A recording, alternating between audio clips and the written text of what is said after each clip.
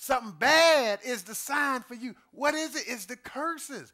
He said, the curses, shall be upon thee for a sign and for a wonder. It's a sign to identify us, and it's a wonder when you don't know. Just like, most of us, when we didn't know, we were wondering, why me? Why me? Why they do this? Oh, why I'm oppressed? Why?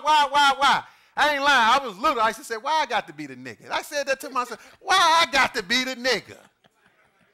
We couldn't say they edited that out on TV. We had this series on the Travel Channel. I don't know how they found it. I said it twice. And I sent the tape late so they wouldn't catch it. Man, they go through that tape with a fine-tooth comb, and they was like, oh, Brother Elijah, you used the N-word twice. They wanted to, because we pay money, so they wanted to be careful how they handle. They said, but we didn't, we had to blot that out now. We don't want you to be offended, but, we couldn't, you can't do that, Brother Elijah. But I can say it here, and it ain't getting bleeped. But go ahead. Verse 63. Read 46 one more time.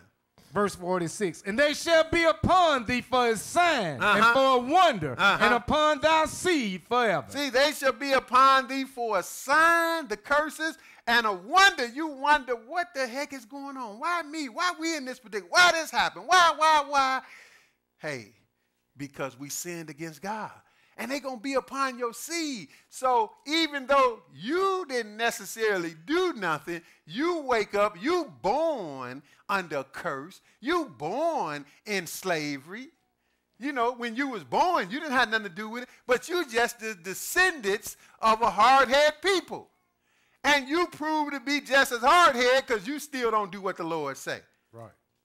But skip to 63:9. You can read the rest on your own. Go ahead. And it shall come to pass that as the Lord rejoiced over you to do you good. Somebody needs to know both sides of the Lord. Just like the Lord, when we first went to the promised land, he rejoiced to do Israel good.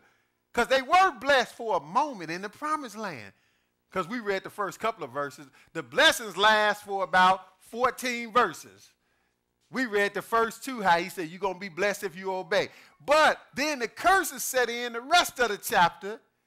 And this is what he's saying here. Just like he rejoiced to do you good, and to what else? And to multiply you. So what? So the Lord will rejoice over you to destroy you. You mean the Lord will rejoice over somebody to destroy them? That got to be something else, right? Who ever heard of such a thing in our modern churches? See, if you tell people the whole story, then they have more fear toward God. Right. They will try to get their act together. Just like the Lord rejoiced over Israel to do them good and multiply them, he says, so the Lord will rejoice. I'm talking about the Lord is sitting there clapping when you getting banged upside the head. He said, you deserve it. The Lord going to rejoice over you to destroy you. And to what? And to bring you to know. And you want to know what that look like? All you got to do is look at us as a people. Somebody been having a good time beating us upside the head. Go ahead. And ye shall be plucked from off the land whither thou goest to possess See, it. not that you're going to leave on your own. Pluck means somebody else pluck you. Somebody else get you. Go ahead. And the Lord shall scatter thee among all people, from the one end of the earth even unto the other. See, that's what we had to this day.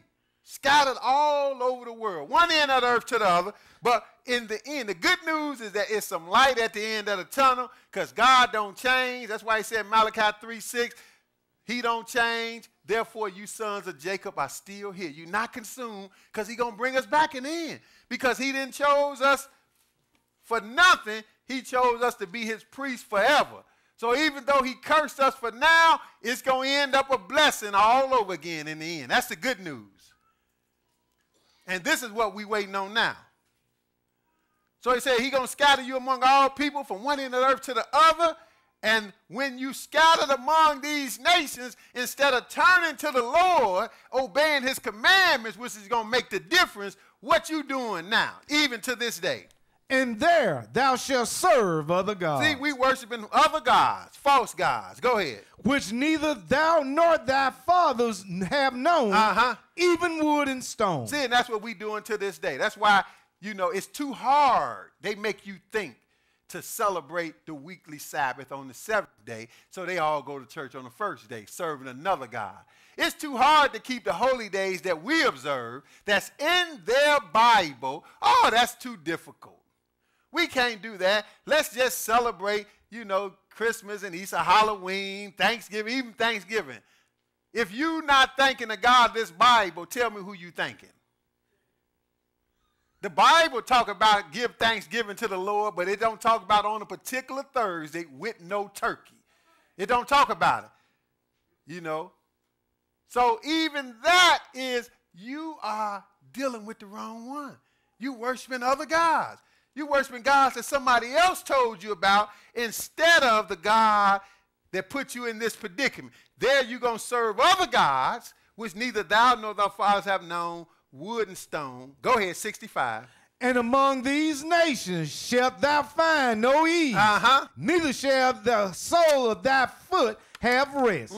But the Lord shall give thee there a trembling heart, and failing of eyes, and sorrow of mind. Just hard times, no matter what. Sorrow of mind, trembling heart. Go ahead. And thou life shall hang in doubt before thee. So Israel, to this day, is most likely to be killed. You don't have nobody getting killed like Israel. Even we kill our own self, other people kill us, so we most likely to be killed. They should have a yearbook with that in it. Put Israel there. Go ahead. And thou shalt fear day and night, and shalt have none assurance of thy life. Go ahead. In the morning thou shalt say, would God it were even, and at evening thou shalt say, would God if it were morning. That means you're not safe in the night or in the day. See, things seem to have gotten a little better now, but still, we still in trouble. Because people getting killed, like the young guy that just got killed. He might have been doing something wrong or whatever. In Ferguson, I don't say he needed to die for that, but that's a part of the curse. And it was broad daylight. And 9 out of 10, if he hadn't been Israel doing the same thing, he'd still be living. That's right. He'd still be living. Gentiles, I've seen Gentiles talk crazy to the police. Talk crazy, act crazy, curse them out. Gentiles, the police are go ahead, go on about your business. But, hey, Israel most likely to be killed. Go ahead. For the fear of thine heart wherewith thou shalt fear, and for the sight of thine eyes which thou shalt see. See, because you scared day and night. 68. And the Lord shall bring thee into Egypt again with ships. Now again, the Lord is doing it. You can't blame man, even though he working through man. The Lord didn't buy no slave ship and put us on it, but he allowed man to do it. He had man do it. So the Lord shall bring thee into Egypt again with ships. See, he's talking about slave ships, like we got the one thing with the slave ship. They got 100 of slave ships that they can show you. You can find pictures of. This is just one that kind of show, if you look at it on the handout, it kind of show how tight it was on close range. Because they take the little section up here. All the slaves just packed up here. And they enlarge it down here and show you how they was right up on each other. I'm talking about traveling thousands of miles like that. Packed and get to walk around for an hour a day or something like that. But this is what he's talking about. He's talking about a slave ship right here, because Egypt represents slavery to Israel. That was the first slavery that we was in. So he's not talking about you going back literal to Egypt, because you don't even need a ship to go from Israel to Egypt. So he's talking about when you go off to when he put this curse on you and you being scattered out all over, the Lord shall bring thee into Egypt, the house of bondage. That's what Egypt is often referred to as in the Bible. You read the 10 Commandments. That's the first thing the Lord said when he gave the 10 Commandments in Exodus 20. He said, I brought you out of Egypt, the house of bondage. Egypt, the house of bondage. So he's talking about back into slavery. The Lord shall bring thee into Egypt again with ships. Go ahead. By the way whereof I spake unto thee. Thou shalt see it no more again. And there you shall be sold unto your enemies for bondmen and bondwomen. Go ahead. And no man shall buy you. See, that lets you know what we're talking about. That lets you know we're talking about slave ships, because when you get to the end of that long journey, packed on there like some livestock or some cattle, when you get to the end of that journey, he said at the end of the verse, you're going to be sold unto your enemies. So not only did you get sold to get on the slave ship, you got sold also when you got to the destination, because they sold you to other people. So everybody making some money. He said for bondmen, which is a male slave, and bondwomen, which is a female slave, you're going to be sold to your enemies. But this is just one example. They got all kind of slave ships that you can look at. This is just one example that's on the handout. How, hey, this is evidence that the Bible is telling you the truth. So he said, you're going to be sold unto your enemies for bondmen and bondwomen, and no man shall buy you. What do you mean no man shall buy you? See, this is where you got to understand the way the Lord be coming from. He be going from one thing to the next real quick. You got to keep up with him. Because you've been sold, right? He didn't mix no bones about it that you being sold. He said you being sold, right? To your enemies, male and female slaves. You sold. That's over with. Then he said, and no man shall buy you. What do he mean by that? That means when you get sold, you going to be there. Nobody going to buy you back. You going to be there. Because we got a thing. We had leaders come up, and they might have meant well, but they said, we need to get together and go back to Africa. It's ironic that nobody from Africa came looking for you. Because you don't know who sold you. They didn't care nothing about you, and they haven't came looking at you. Not one person from Africa said, look, can I buy my people back? We sold them a long time ago. They got sold a long time ago. I got so much money, I want to buy them back. That ain't happened yet, has it? Right. It won't happen. Forget about it. As they say, the mob say, forget about it. You going to be here. So that's what he means, no man shall buy you. And to this day, the people that's been sold, wherever they at, they still there, aren't they? Like you talk, and it's hard to get this through the young brothers. You say, well, you a slave. I ain't no slave. Look, your forefather was sold here, and you still here. You what your forefather, you haven't went no, and that's why the predicament is bad on you, because you a slave. But now, go further. Go to Joel 3. Joel 3. Joel, the 3rd chapter. And he's going to tell it to you a little further. But he even started off here in Joel. He really skipped to the end when the Lord going to redeem Israel from this captivity. Because no man is going to buy us, but the Lord is going to come redeem Israel, just like he got Israel from the first slavery in Egypt. The Lord is going to do it. That's the good news. Because like we dealt with yesterday, showing the importance of Israel, Jesus said he was only sent to the lost sheep of the house of Israel. So if that's that important to Jesus, do you think he going to leave his people sold in slavery forever? Like I say all the time, that would be a stinking shame. If we as a people, this black people, never found out who we were as a whole, because we know here, but as a whole, if we never found out who we were and where we from and never went home, that would be a travesty. To never know where you from. Matter of fact, people should be scratching their head every day trying to figure this out.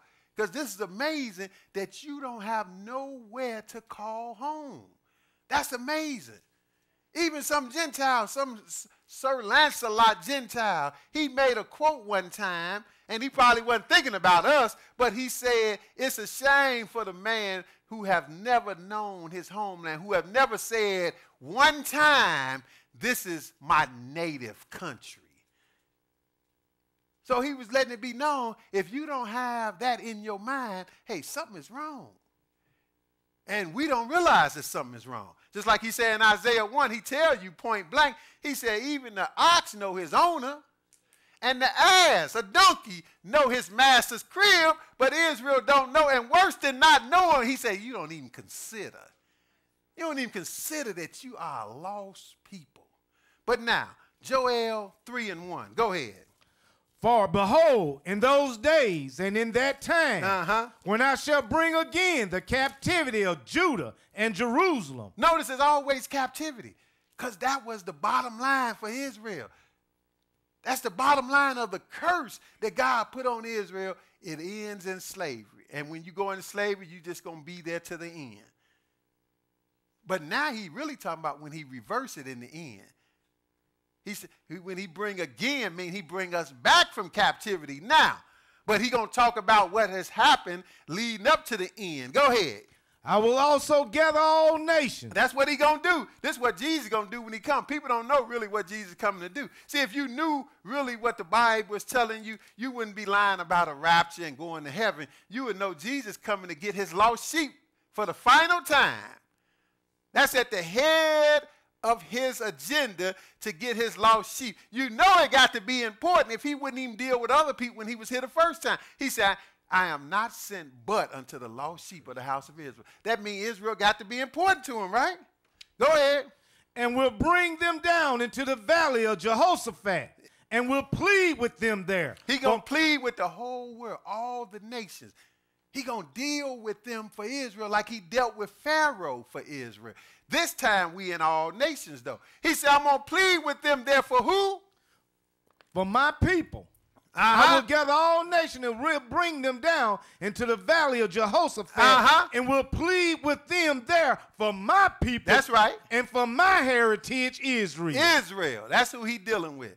That's who he dealing with the nations for, Israel. Because but God allowed it, but see, God is something else. He allowed people to do some dirt, and then he get them for the dirt that they do. Because he get everybody. God get everybody. He got everybody number. Because still, that don't mean people was right for what they done. And it don't mean even if, they could still, maybe they can get out of it. Just like Pharaoh could have got out of it. You know how Pharaoh could have got out of it? He had did much dirt to Israel. Pharaoh could have got out of it, brothers and sisters, if he wouldn't have had a hard head and would have listened to God when God came to him and told him, look, it's over with. But see, God wasn't going to let him, and he was the type of person that wasn't going to let it happen because, when you've been doing things your way, you've been ruling the world for so long, it's hard for you to imagine there actually is somebody out there that can stop me from what I'm doing. So Pharaoh couldn't believe that Moses was really representing the Almighty God. See, just like we got this picture of Pharaoh where Israel was being enslaved by Pharaoh, and God gave him a chance. He said, just let him go. Let my people go. But Pharaoh was stiff-necked. But God didn't want him to let him go because God wanted to hurt him by the end. Same thing with the nations. They could get out of it if they listen when God tell them again, let my people go, let them go from slavery all over the world. They're going to laugh. They're going to wait, who is that? Who is that trying to tell us to do that? So he going to deal with them. He said, whom they have scattered, Israel, whom they have scattered. Go ahead, finish that second verse. Whom they have scattered among the nations and parted my land. Whom they have scattered among the nations. That's what the nations have done. And that's where we are today. God allowed them to do it. Now God going to call them up on it and tell them, okay, it's over with. See, God can say, look, I was punishing them. Now the time is up. Let my people go. But they don't want it. They don't want it. They think it's supposed to be like this forever. How are you going to keep a people enslaved forever? And God not going to address it? No. God, everything get addressed eventually. Everything get addressed eventually. Eventually, everybody, the Bible say, reap what they sow. So eventually, that's going to have to be dealt with.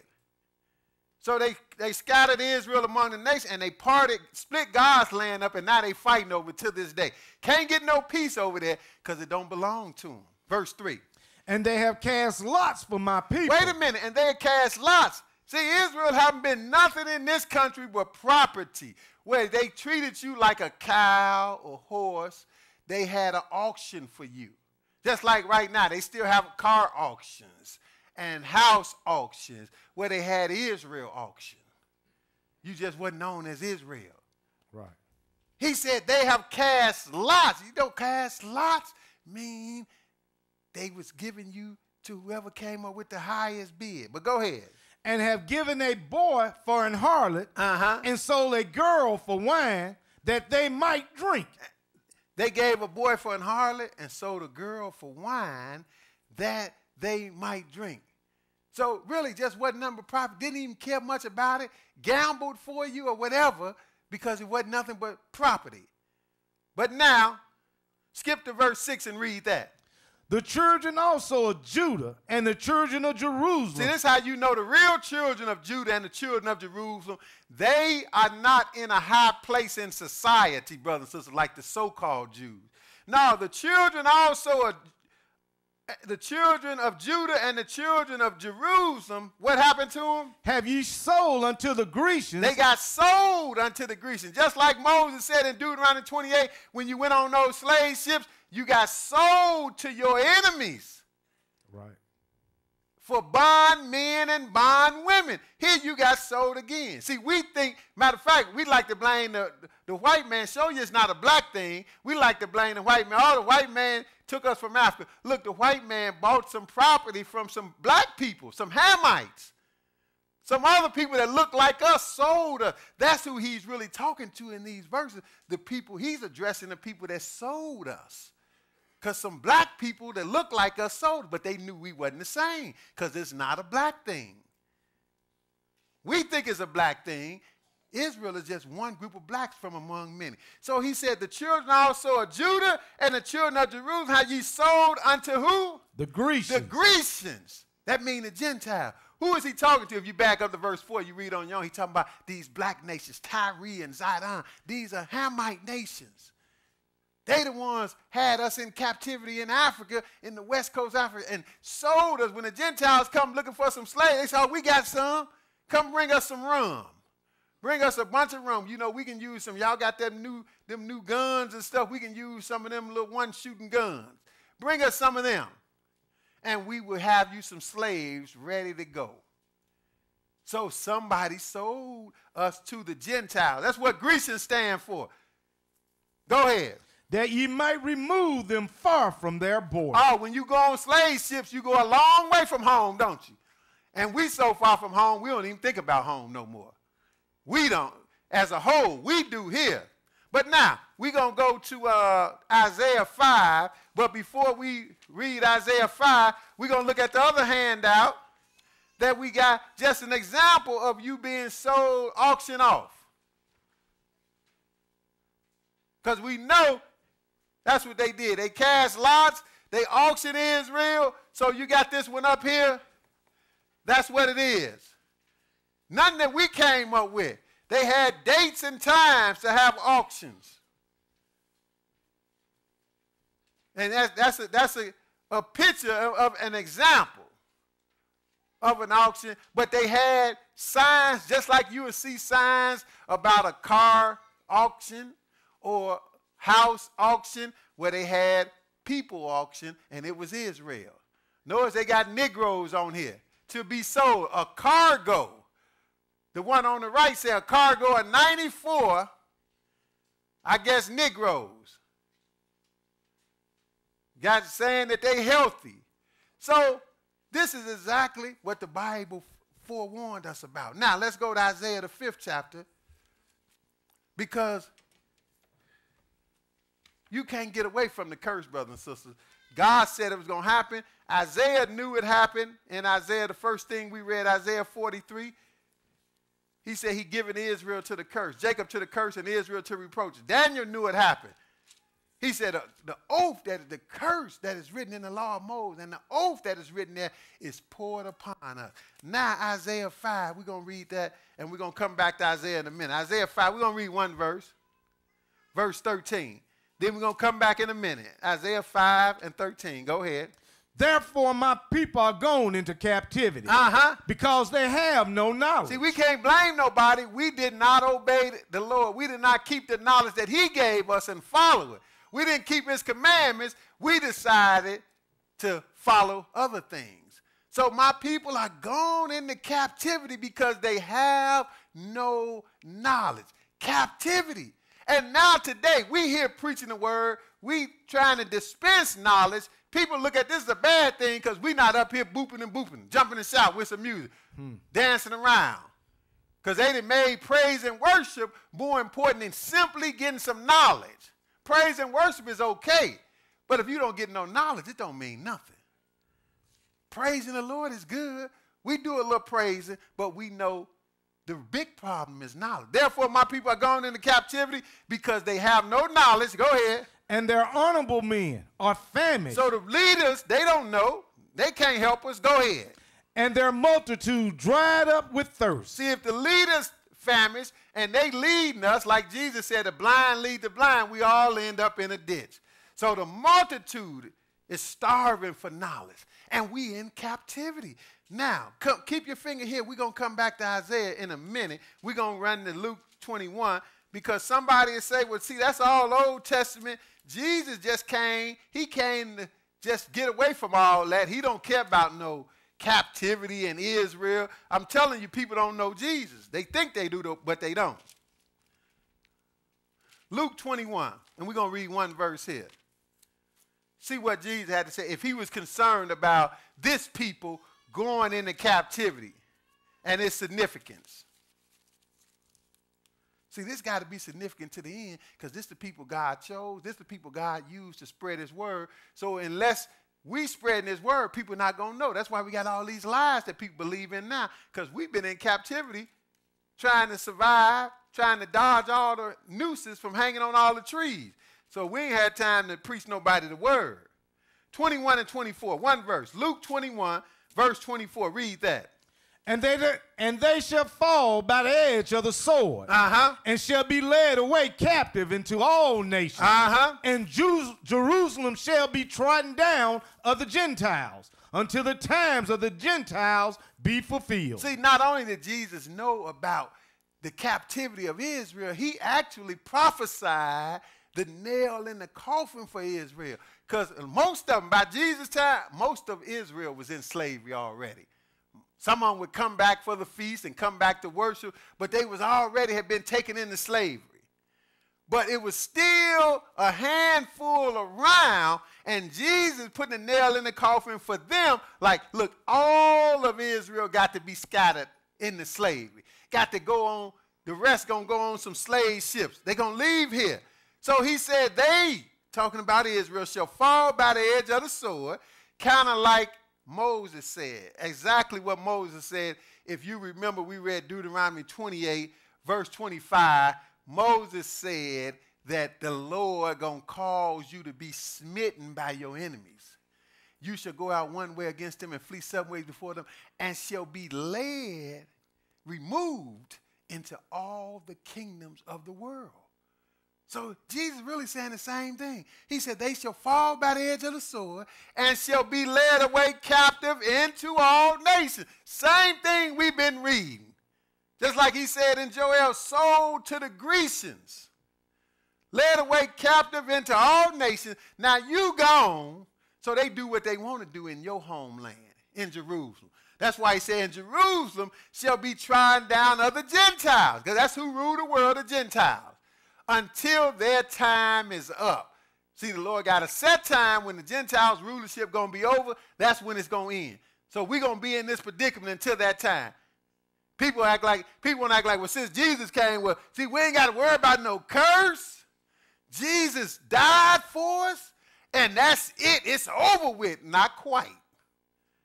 Jesus going to make you live the rest of the sentence because he didn't fix everything. He did the groundwork to fix everything, but it won't be fixed till his second coming, which is at the end of the times of the Gentiles. So he going to get the Gentiles they reign. See, if Jesus' death fixed everything, why is the world still a mess? The world is still a mess. And the goal is for him to have a heavenly kingdom on this earth. So he didn't fix everything yet. He did the preliminary that's going to make it possible to fix everything, but everything is not fixed. So in other words, the curse is still in force. People say, no, Jesus died to get us from the curse. Yeah, he did, but you still living the rest of it out. You got a little more sentence to live. And he telling you here, see, he talking about the future. Even after he died and resurrected, because this happened some 40 years after Jesus had died and resurrected. He said, they shall fall by the edge of the sword, shall be led away captive. So don't tell me, no, I don't want to hear about no captive where you don't want to listen to Jesus. Led away captive, where? Into all nations. Like we've been reading. We moved into all the kingdoms of the earth. Deuteronomy 28, verse 64 said, the Lord going to scatter you from one end of the earth to the other. And you're going to serve other gods where you scatter. Led away captive into all nations, and Jerusalem shall be trodden down of the Gentiles until their time is up. Now, let's go back to Isaiah, because we're going to look at the predicament just messed up. Isaiah 42. Isaiah 42. Just a messed up people. We're in slavery, and you don't get no rest in slavery, because that's what people bring you into slavery for, to take advantage of you and use you for what they want. So you can't expect to be normal and like everybody else. See, that's our problem. We think it should be some equal rights. You're not paying attention to what happened, what the Lord said happened. See, it's nothing wrong with acknowledging. Look, I know when I see some wrongdoing. I know when I see some wrongdoing, and I don't have no problem saying, look, you know, that was wrong what you did, but I know why we're in a predicament to allow that to happen, because God put us in it. Isaiah 42 and verse 22. All this happened to us, and we still won't give God the glory and the credit and turn back and do what got us in this predicament. 42 and 22. Go ahead. But this is a people robbed and spoiled. Now, again, the whole Bible is talking about Israel. It's about Israel from Genesis to Revelation. This is a people, brother and sister, robbed and spoiled. Spoiled don't mean like you spoil a baby, you know. Really, it do mean that, because really when you say you spoil a baby, that means you're making the baby rotten and no good, but people don't understand that. That's really what it means. So he's talking about you being messed up to the max, you being plundered. Because he said, this is a people robbed and spoiled. That means you done had everything. You done been stripped of everything. All your IDs, everything is gone. We walking around with IDs in our pocket with the slave on the name to this day. That show you how messed up we are. And ain't nothing you can do about it. You know, some of us done got smart and changed our name, but we still in slavery. It don't change nothing. See? This is what people, even the brothers call themselves Muslim. They had enough sense to know. Even Malcolm X had enough sense to know. Said, well, we don't know who we are, so we put the X there because that's the unknown. Well, we know who we are, so we put Israel there because that's known. Right. He said, but this is a people robbed and spoiled. They what? They are all of them snared in holes. Uh-huh. And they are hid in prison houses. Wait a minute. He said they are snared in holes. That means you in some type of trick bag. One way or another. You snared in a hole. Even the projects, nothing but holes in the walls. They trying to tear them down now and put Israel out all in these other communities. But still, it's messed up. He said they snared in holes and they are hid in prison houses. And that's the way it is today. You got all kind of statistics to show that this black people incarceration rate is much higher for the proportion of people they are than anybody else. Got all kind of statistics to show.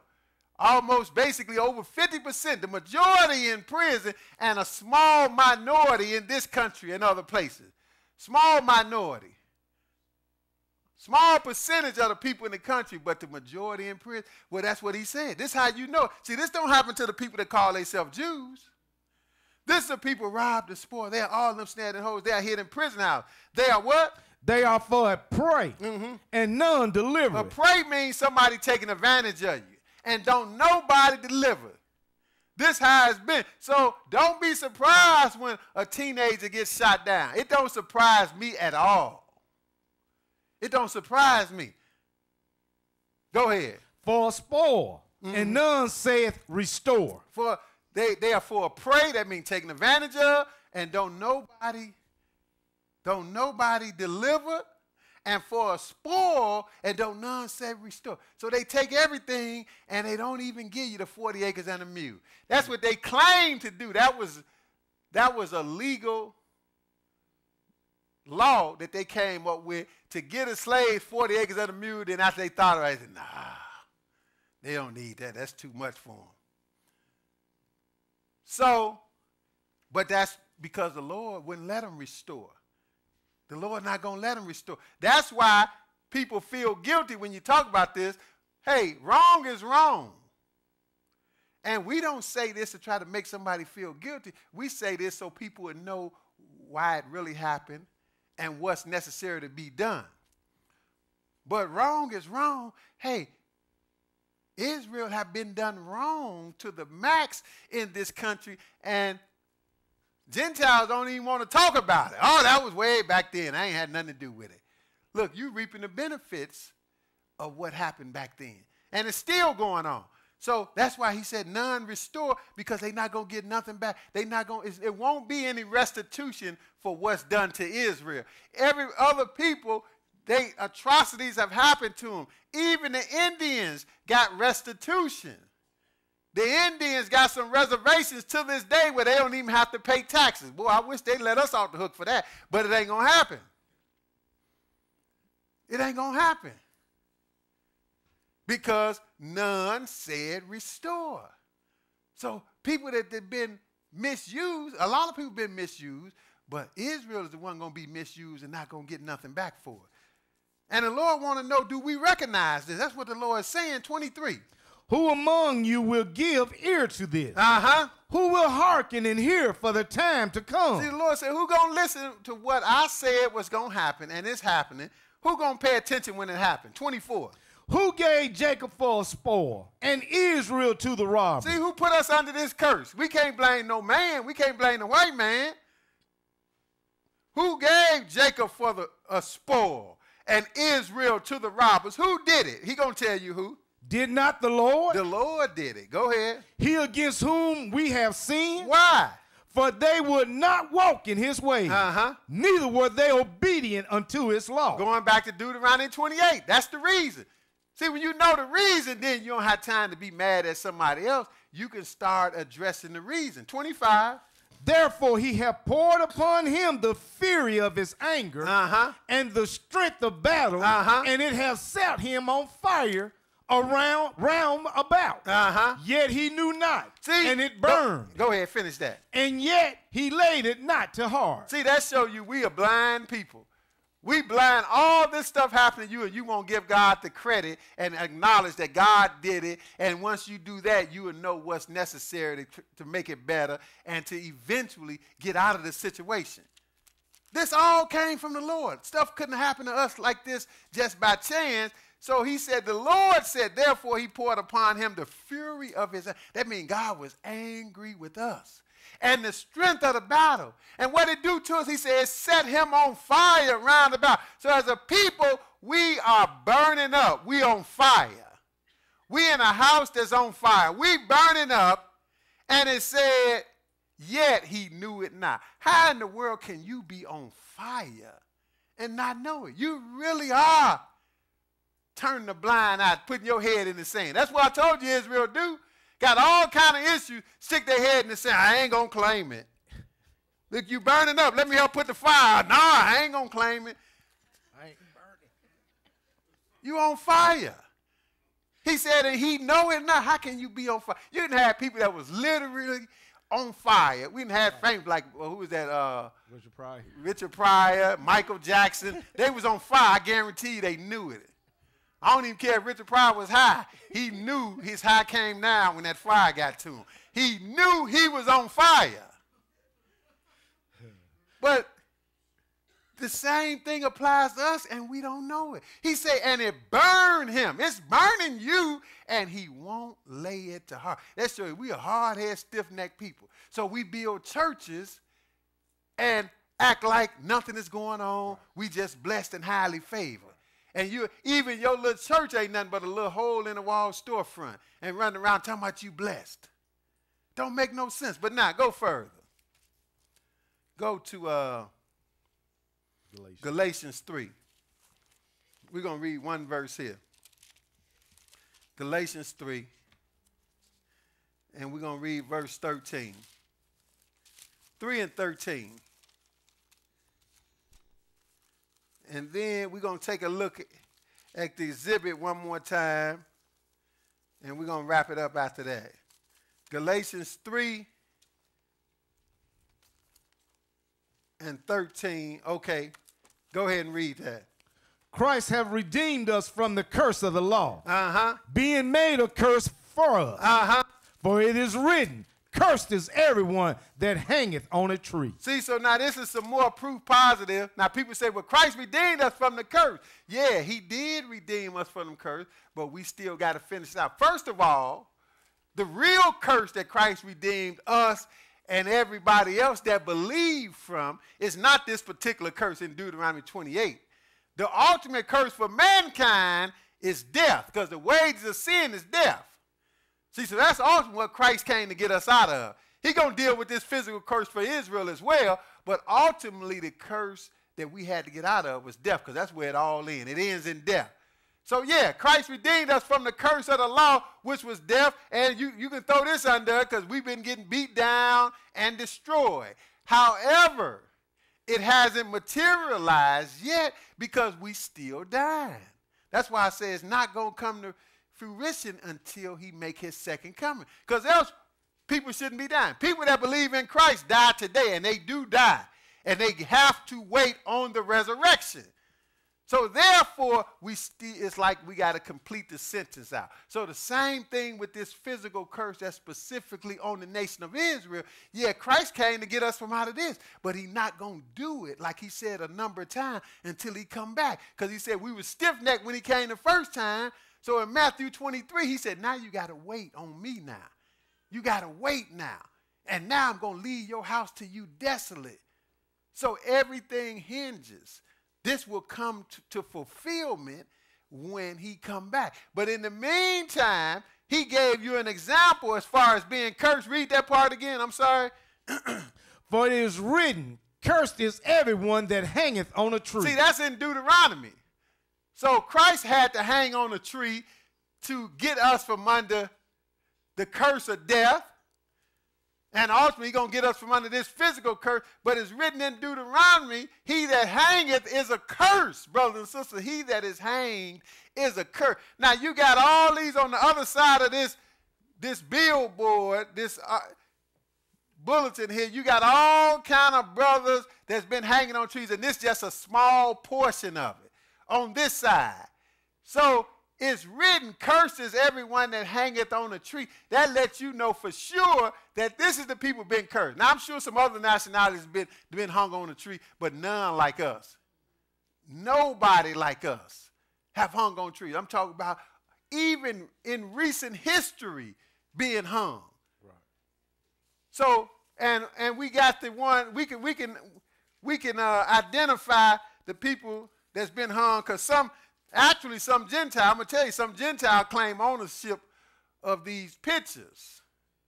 But see, these pictures is our ancestors. So I wasn't, like the station in Philadelphia said, well, you got people hanging from nooses. You can't run that. We can't put that on TV. I said, you better put it on there. I'm going to sue you. Well, it belongs to somebody. I said, you ain't got to worry about that. We indemnify you of any charges for copyright, because I wish somebody would. I ain't going to say what I would say.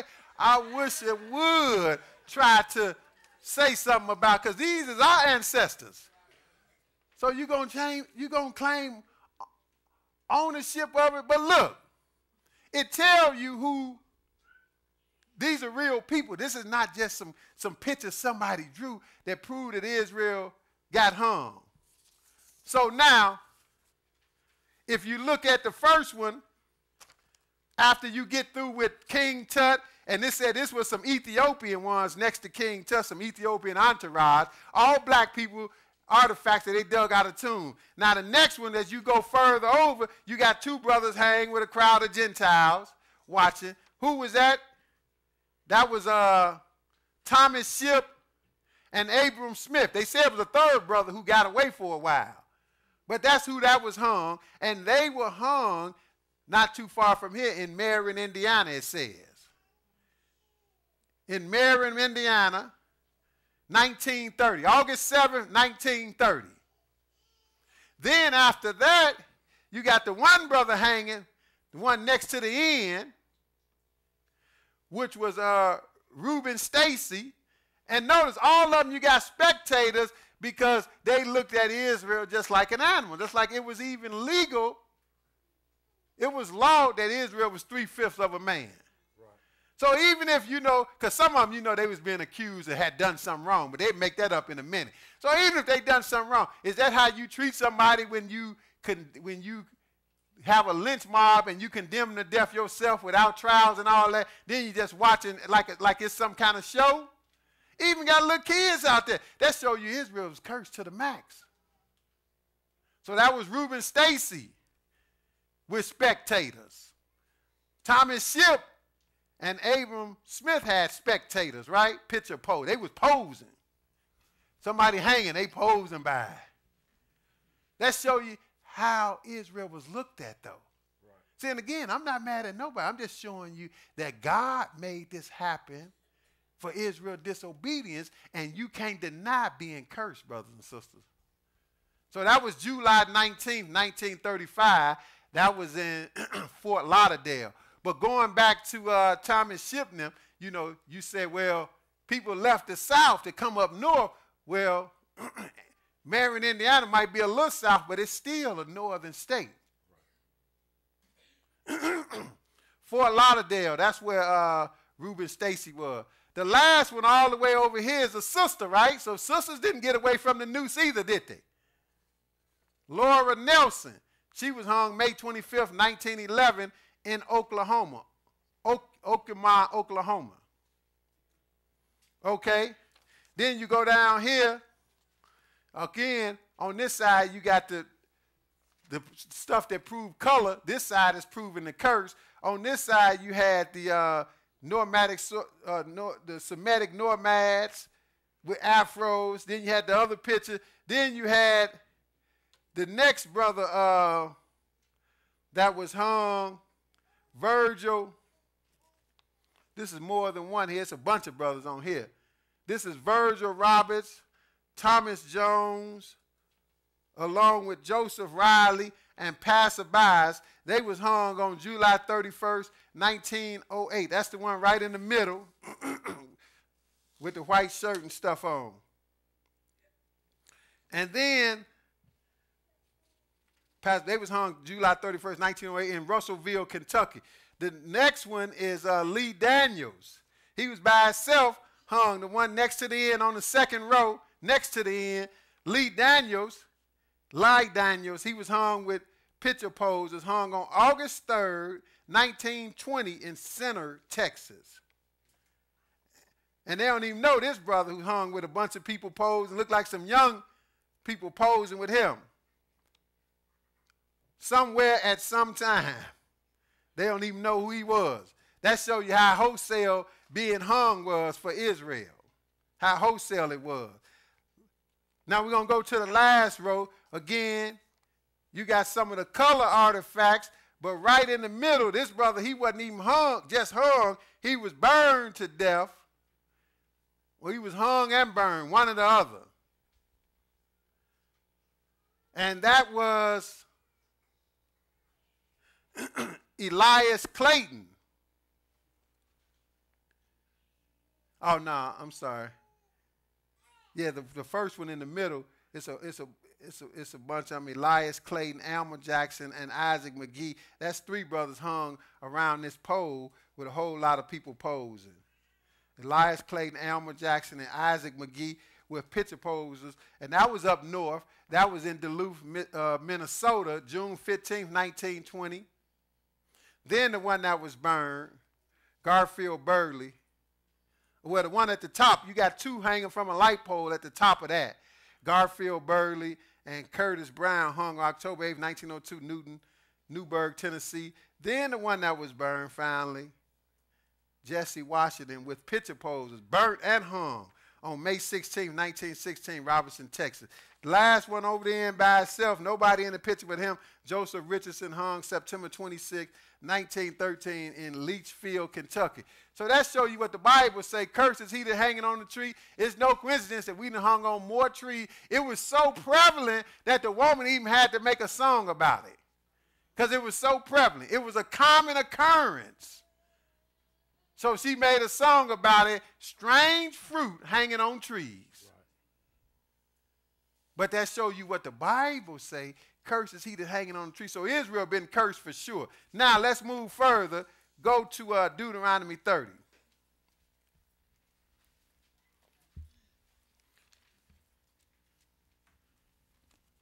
And as long as atrocities being done, the curse is still in force. But we know we at the end of it.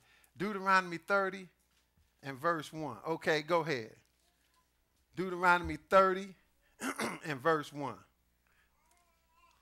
And it shall come to pass, when all these things come upon thee, the blessings and the curse which I have set before thee, and thou shalt call them to mind among all the nations, whither the Lord thy God hath driven thee, and shalt return unto the Lord thy God, and shalt obey his voice according to all that I command thee this day, thou and thy children, and all with all thine heart and with all thy soul. See, that shows you how good God is.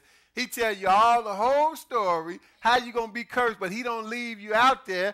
He tell you eventually even the curses go in. You got blessed for a little while, then you got cursed for a long while, but he let you know eventually even that's going in. And thank God for that. He told you up front, even at the same time he gave you the curse, because this is where the curse was written at. This is what Daniel referred back to, the curse that is written in the law of Moses. He said, it shall come to pass when all this has happened to you. We clearly been cursed. We've been led away as slaves, on slave ships. We the majority in prison. We done hung on all the trees. And if they didn't have a tree, they found a light pole for you. He said, it shall come to pass when all these things that come upon thee, the blessing and the curse. See, you cannot ignore the curse and act like you was only going to be blessed, which I laid out before you. And notice he said, and you called them to mind among all the nations will the Lord thy God. How you going to call something to mind you never knew? That's so you only God can do that. God is awesome like that. And what did he do? He had it written in the book. That's how you call it to mind. He had it written in here. That's how we call it to mind. I was calling myself going to a Baptist church, trying to find out about God, really seeking God, but didn't get nowhere. I left the church alone. Because people up in there wasn't doing nothing but inducing me to fornicate. And I said, I was doing that before I came to this church. And they was doing the same thing. I was like, skip it. I went back out, started smoking weed, doing what I was doing before because I wasn't getting nowhere. And I ran into one brother who saw my Bible that I had stopped reading, and he said, flip over and read this one verse. And I read the one verse, Deuteronomy 28:68. He said, that's talking about us. We the ones got cursed and led on slave ships. So, and that's when I started to call it to mind. But somebody pointed it out to me in the book, but that's what he said. You're going to call it to mind among all the nations. So you're going to be still in captivity among the nations when you wake up. And then your job is not to fight and march on Washington and riot, burn down your community when something bad happens. Your job is, verse 2, and shall return. Once you wake up, you need to return unto the Lord your God and obey his voice according to all that I command thee this day, you and your children with all your heart and all your soul. So the thing that got you in trouble, brothers and sisters, was disobedience to God's commandments. According to Deuteronomy 28, verse 45, he said, all these curses going to come upon you. They're going to pursue you. They're going to overtake you. Why? Because thou hearkenest not unto the voice of the Lord thy God to keep his commandments. That's the reason. That's the reason we got cursed. So to alleviate the curse, it's quite simple that we need to start keeping the commandments. But our churches don't tell nobody that. They don't tell us we cursed, and they don't tell us we need to keep the commandments. Go ahead, verse 3. And once you do that, this is what we waiting on now. Go ahead. That then the Lord thy God will turn thy captivity and have compassion upon thee, and will return and gather thee from all the nations, whither the Lord thy God hath scattered So thee. you're going to be scattered in these nations until this time. This is at the second coming of Jesus, and we're going to prove that. He said, then, once you wake up, start keeping his commandments, which we're doing now, that then the Lord thy God will turn your captivity. That means you're going to be in captivity until then, right? Turn your captivity and have compassion upon you and will return. That's Jesus coming back. People think Jesus don't have nothing to do with this. They don't know Jesus then. And gather you from all the nations whither the Lord thy God hath scattered you. This is the biggest thing God is doing for a nation in the Bible when people don't know about it. And it don't matter where we at, verse 4. If any of thine be driven out unto the uttermost parts of heaven, from this will the Lord thy God gather thee. And from this will he fetch thee. It don't matter. And you're not going to heaven when he gathers you. Where you going? Verse 5. And the Lord thy God will bring thee into the land which thy fathers possessed. Oh, you going back to the promised land because that's where you got kicked out from. See, we don't think land is important. We don't think not having a homeland is important, but the Bible begs to differ. The Lord thy God will bring thee into the land which your fathers had, but then they got kicked out and we end up born in slavery. And you going to possess it now. He will multiply thee, do thee good above thy father. Matthew 24. Let's see if Jesus knew about this. He knew about it, and he's the one orchestrating it. He's the one going to bring it to pass. Matthew 24.